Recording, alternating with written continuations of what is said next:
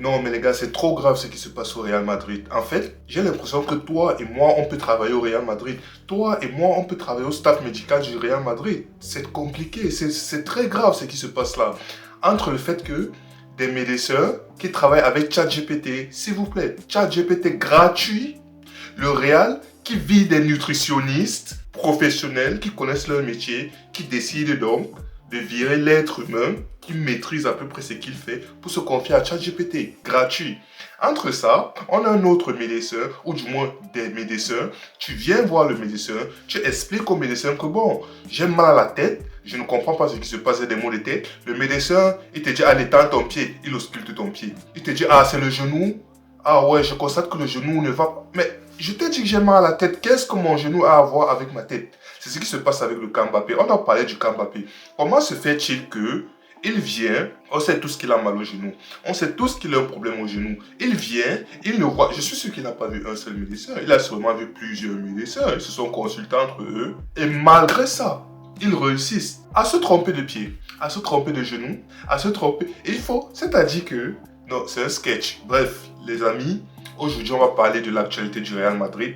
Bien évidemment, on va commencer par cette histoire de médecins, Kylian Mbappé, tout ça. Ensuite, on va parler des transferts, potentiellement Kamavinga, Rudiger et consorts. Et pour finir, on va parler des matchs à venir, de ce que j'attends à peu près de cette fin de saison, si je peux dire ça comme ça, ou du moins de cette fin de saison après la trêve internationale. Donc, rentrons dans le vif du sujet. Comme je l'ai dit au début, sur le cas des médecins, si je peux dire ça comme ça, des médecins, des nutritionnistes, tout ce qui se passe en interne, du point de vue du staff au Real Madrid actuellement, c'est catastrophique. Pour un club de l'ampleur du Real Madrid, moi qui dis que le Real Madrid est le meilleur club au monde, ce n'est même pas moi qui le dis, c'est un fait. Le Real Madrid qui, sur le plan sportif, si je peux dire ça comme ça, est censé être le meilleur club du monde, mais en interne, du point de vue du staff, ça me rappelle quoi? Ça me rappelle Manchester United. Ça me rappelle l'époque où Cristiano Ronaldo, il parlait de Manchester United en disant que depuis 2009 qu'il a quitté Manchester United, il est revenu en 2019 ou 2020 ou 2021, je ne sais même plus. Bref, 10 ans, minimum 10 ans après. Le même truc qu'il a laissé en 2009, il retrouve ça 10 plus, c'est-à-dire minimum 10 ans après. Qu'est-ce qui se passe au Real Madrid? Il est inadmissible qu'un club, déjà que le nouveau stade, là, notre nouveau stade, où chaque fois qu'on ferme le toit, on se fait cook à l'intérieur, là. Notre nouveau stade, apparemment, la pelouse fait en sorte que nos joueurs se blessent beaucoup plus fréquemment. J'ai vu une vidéo, je ne sais pas si c'est vrai, je ne sais pas si les faits sont avérés, mais apparemment, Tottenham, ils ont les mêmes dispositifs du point de vue du stade que le nôtre. Et ils ont autant de blessés que le nôtre, que nous, pardon.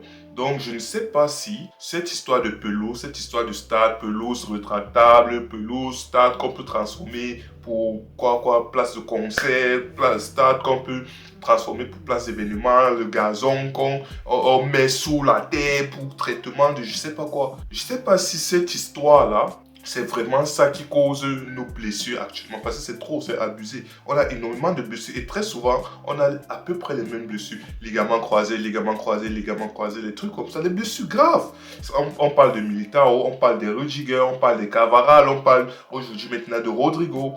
C'est trop. Maintenant, couplé à tout ça, tu te rends compte qu'on a un staff, je ne vais pas dire incompétent, mais ça frôle l'incompétence. Je suis désolé. Je suis sûr que tous ces gens-là, ce sont des docteurs avérés. Tu vas pas quand même entrer dans le staff du Real Madrid en disant simplement, bon, je suis médecin, il faut qu'un contrôle te dise, ok, bienvenue, vous êtes embauché. Non, c'est sûr qu'il y a des contrôles. Ce sont des gens qui sont sûrement là depuis longtemps.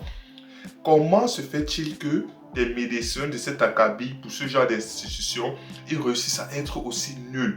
Ils sont tellement nuls que oui, Mbappé, il a ses torts, on ne va pas dire le contraire. Oui, Mbappé, il a beau dire ce qu'il veut. Oui, on l'a forcé à jouer, Quand il fallait se rapprocher ou du moins briser le record de Cristiano Ronaldo, il faisait le forcing et on le voyait. Il voulait jouer tous les matchs pour marquer tous les buts, pour briser le record de Cristiano Ronaldo. Ça, on le sait, donc il a sa part de responsabilité. Par contre, ces médecins du Real Madrid, là, ce staff médical du Real Madrid, il est inadmissible qu'un joueur, en plus ce n'est pas un joueur de la Castilla, ce n'est pas un Ceballos, tous Ceballos qu'il est, ce n'est pas un, je sais pas moi, un joueur de fond du banc, non, c'est notre star avec Vini, Bellingham et tout ça. C'est une de nos stars. Mbappé, actuellement, c'est une des stars, pour ne pas dire la star mondiale, le nom, avec peut-être Lamine Yamal, c'est le nom dans cette génération qui porte le plus du point de vue médiatique. Et vous réussissez à vous tromper, de faire un, je ne vais pas dire un faux diagnostic, mais de faire un diagnostic basé sur le mauvais genou.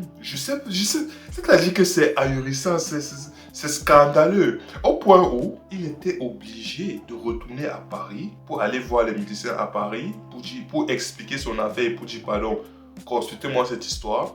Et c'est potentiellement grâce à eux qu'il va peut-être mieux aujourd'hui. Non, mais c'est aberrant. Lorsque tu vois, comme je l'ai cité plus tôt, lorsque tu vois toutes les blessures de nos joueurs-là, quand tu vois comment ce staff-là se comporte, tu te dis que, ah ouais, il y a deux trucs. Soit nos joueurs, ils sont juste malchanceux, ils se blessent. Bon, ce sont des blessures qui arrivent généralement, rarement, mais bon, fait de malchance, ils ont cette blessure. Ou alors tu te dis, ils ont des signes avant-coureurs, mais tellement notre staff est incompétent qu'ils ignorent totalement ces signes avant-coureurs jusqu'au point où le drame arrive, le pire arrive en fait, parce qu'ils sont incompétents tout simplement. Maintenant, il y a l'autre là, il y a la Isia Gonzalez, la nutritionniste qu'on a virée récemment.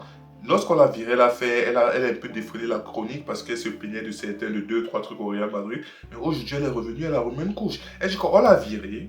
Je ne sais pas si monsieur Pérez, papa Pérez, oncle Picsou Pérez, c'est toujours pour faire les économies, moi je ne sais pas. Il choisit de virer une nutritionniste, pardon, je vais y arriver.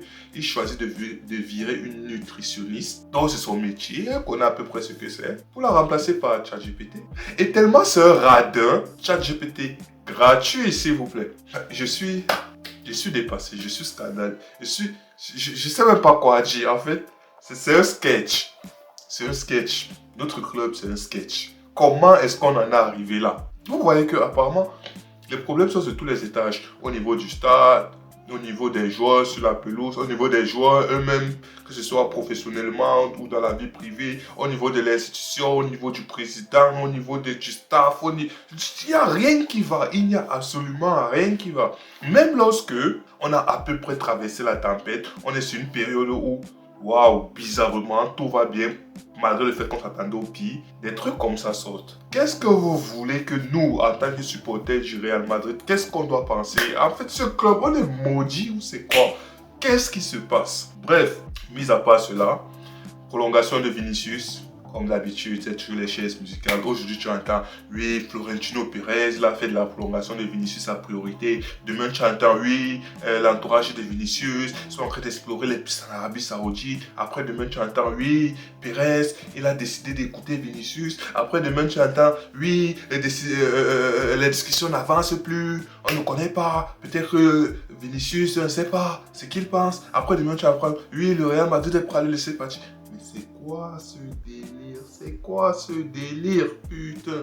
Et pour moi, c'est quoi? C'est-à-dire que, moi, Vini, papa Pérez, tu es oncle Picsou, on a l'argent. On veut le prolonger, on le prolonge. Il a fait, ok, au début de la saison, oui, ses performances étaient en dessous, il n'y a pas de souci, on peut comprendre. Mais maintenant, il nous montre à quel point il est important pour nous. Actuellement, c'est l'un de nos meilleurs joueurs avec Valverde. Actuellement, Vinicius, il porte le Real Madrid avec Valverde et il le fait à la période la plus décisive de la saison. Il le fait à la période, c'est pas au début de l'année, au début de la saison où, bon, on ne sait pas encore comment la saison va passer, si ça va bien se passer ou mal se passer, on ne sait pas encore, du coup, on peut se permettre. Non, on est dans la dernière ligne droite et il répond présent. Vinicius Junior, c'est 10 buts en 11 matchs. Décisif, s'il vous plaît. Il répond toujours présent. On part en trêve hivernale. J'ai dit trêve hivernale. On part en trêve internationale, autant pour moi. C'est un doublé de Vinicius. C'est un Vinicius qui nous donne la victoire dans un match décisif face à l'Atlético de Madrid. En sachant que si on faisait nul ou si on perdait ce match-là, on oubliait définitivement la Liga. Mais grâce à Vinicius Junior, on a encore des rêves, on a encore de l'espoir. C'est grâce à lui. Papa Pérez, prolonge-le.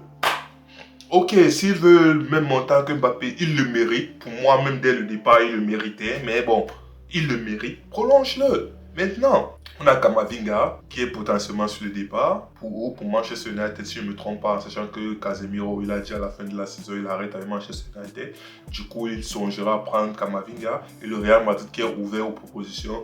Bon, Kamavinga, dans le milieu qu'on a actuellement, Kamavinga, avec ou sans Kamavinga, on a besoin de faire des recrutements au milieu. Le pitage, c'est bien beau, oui, mais non, il nous faut un vrai joueur au milieu de terrain. Il nous faut un vrai milieu de terrain, un vrai 8. Un 8, un joueur qui sait défensivement, qui est bon, qui sait faire les relances, qui sait faire le jeu. On a besoin de ça avec ou sans Kamavinga.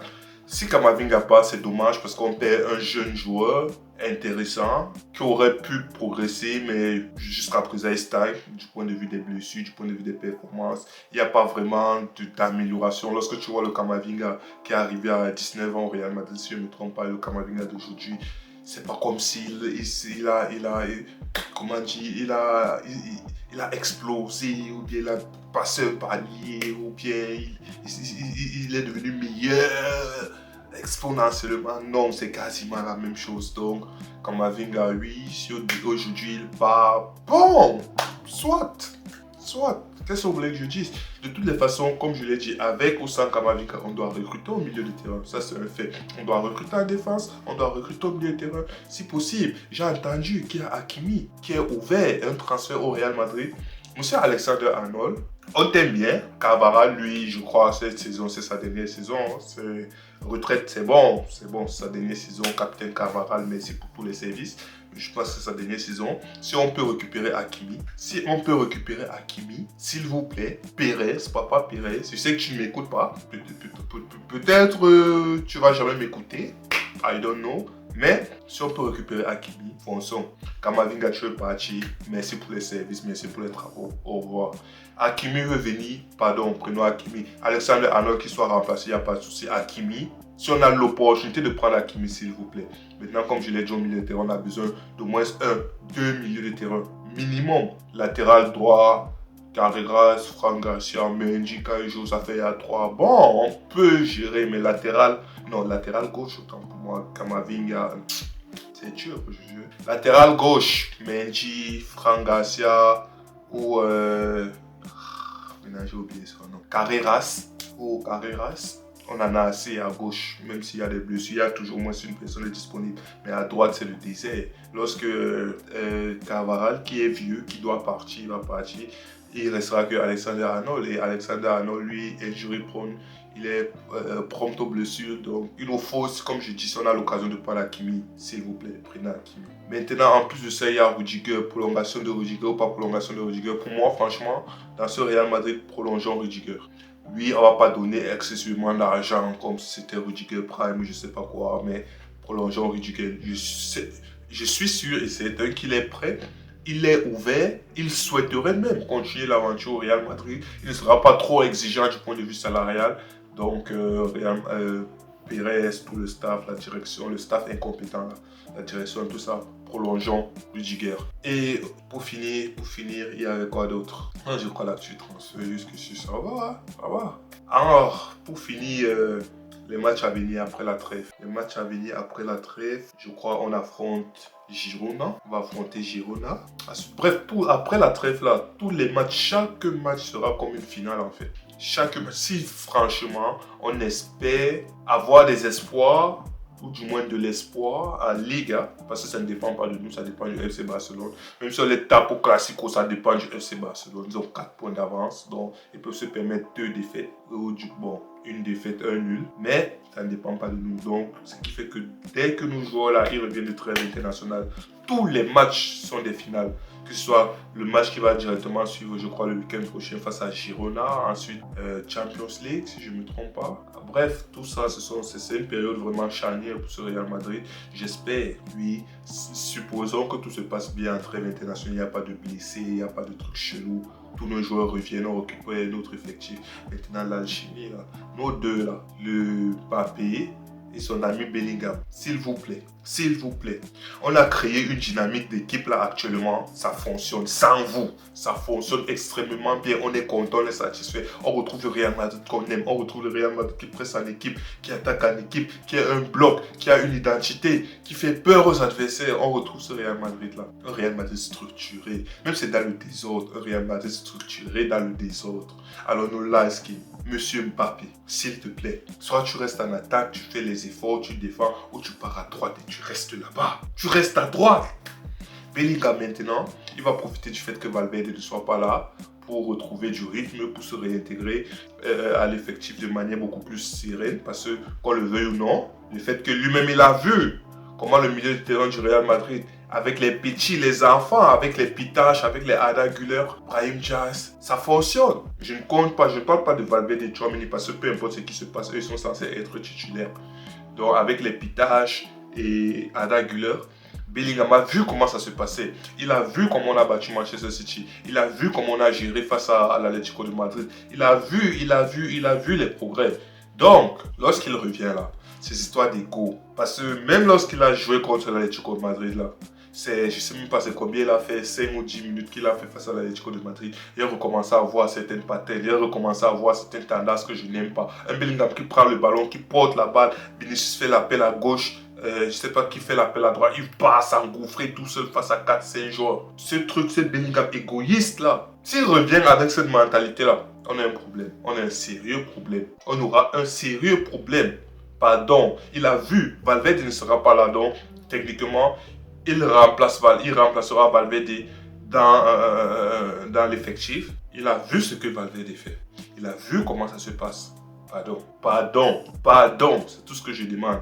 Bon, je vais m'arrêter là parce que ça devient compliqué cette vidéo là. Je ne veux pas bavarder plus longtemps, vous retenir plus longtemps et voilà.